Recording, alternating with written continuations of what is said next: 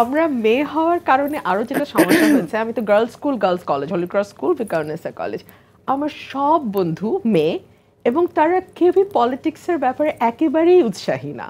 মানে এখনো যদি কেউ আমাকে ফোন দিয়ে মানে এই কথা সেই কথা পর বলে, আচ্ছা দেশের প্রধানমন্ত্রী কে, এখনো কি হাসিনা, আমি খুব অবাক হব না। হ্যাঁ, just because we grew up together, আমরা একসাথে মানে আমাদের জীবন এত বছর পার করেছি আমরা একসাথে, so still we are very close friends.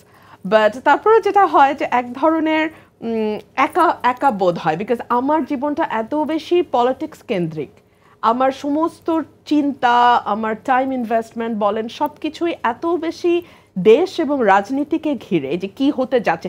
রাজনীতি কিন্তু খুব দারুণ একটা পাশা খেলা।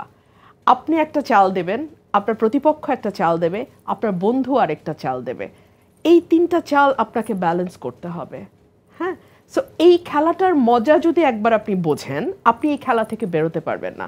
যে কারণে একবার যে রাজনীতিতে ঢোকে, ও কিন্তু রাজনীতি থেকে বেরোতে পারে না। বিয়ে করতে গেলে কি রাজনীতি থেকে বের হতে হবে?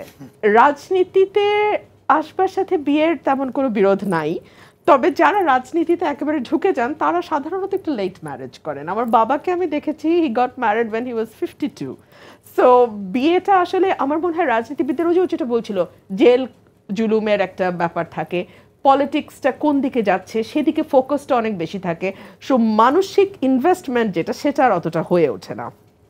আর আমি যেহেতু এমন একটা পরিবেশে বড় হয়েছি যেখানে আসলে আমাকে এই কথাগুলো সাধারণত বাঙালি পরিবারে কি হয়, বারবার রিপিটেডলি বলা হয় যে তুমি কবে বিয়ে করছো বা তুমি কবে বিয়ে করবে।